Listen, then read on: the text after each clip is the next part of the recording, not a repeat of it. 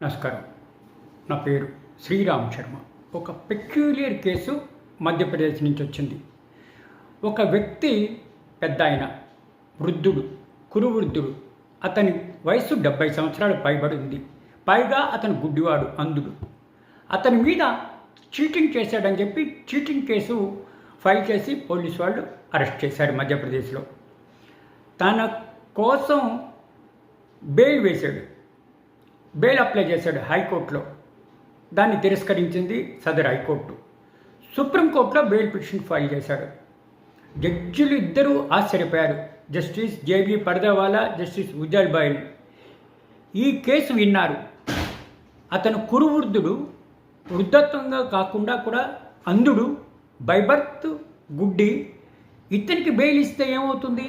ఎక్కడికి పారిపోతాడు? విట్నెస్ని ఎక్కడ తారుమారు చేస్తాడు?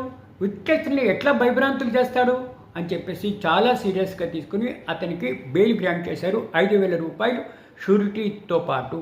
చూసారా, కురువృద్ధుడు, 70 సంవత్సరాలు పైబడి ఉంది. అది కాకుండా కళ్ళు కనబడవు. అతని మీద ఇటువంటి కేసు, క్రిమినల్ కేసు ఫైల్ చేశాక బెయిల్ అప్లై చేస్తే రిఫ్యూజ్ చేయడం చాలా వింతగా అనిపించింది. వెంటనే బెయిల్ గ్రాంట్ చేసింది గౌరవ సుప్రీంకోర్టు.